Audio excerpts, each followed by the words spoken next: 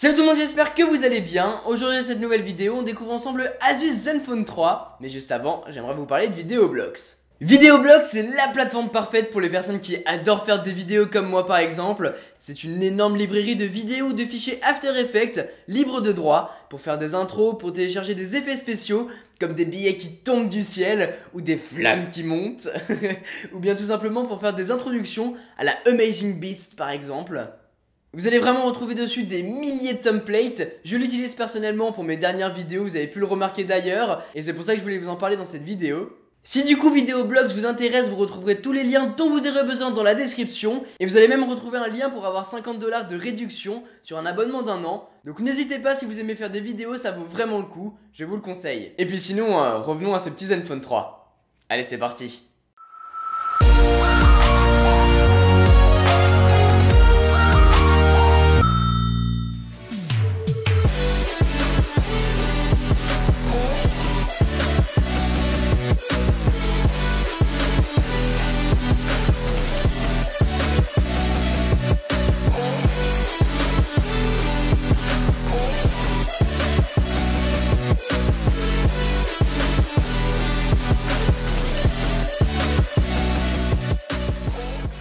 Le Zenfone 3, smartphone que j'ai eu l'honneur de récupérer après le keynote de Asus.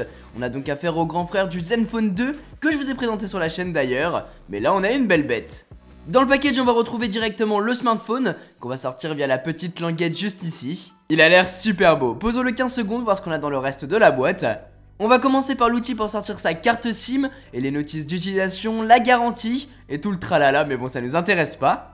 En dessous on a quoi? Un câble USB vers USB type C parce que oui, nouveau smartphone, nouvelle prise pour Asus. Ce câble est accompagné de son adaptateur secteur et finalement dans la boîte, on va retrouver des écouteurs avec des embouts interchangeables, ça c'est plutôt cool. Le Zenfone 3, le voilà, on va le sortir de son plastique en le glissant je pense. Oui voilà. Et il n'y a rien à dire, il est superbe, contour en métal arrondi, surface entièrement en verre, des boutons très agréables, franchement bravo. Même les bords du verre sont arrondis lorsqu'on a le smartphone en main, la sensation est top.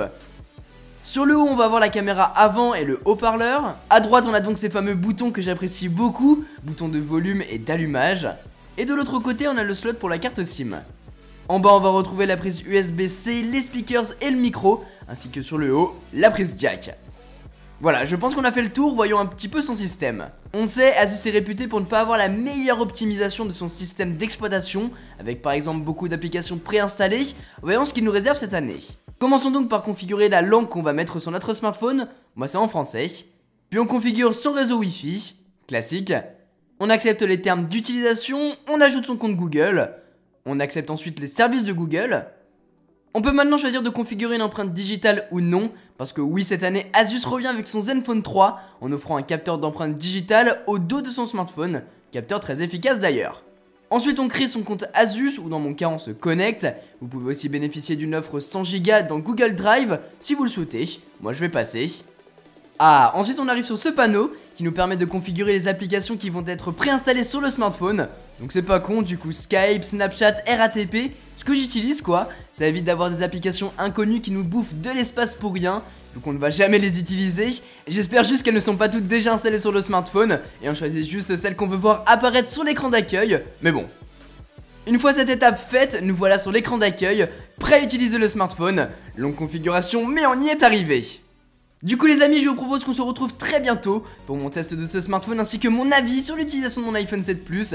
Vous avez été beaucoup à me demander cette vidéo, alors elle sortira, ne vous inquiétez pas. En tout cas j'espère que cette vidéo vous a plu, sur ce c'était Quentin. Passez tous une excellente journée. Tchou.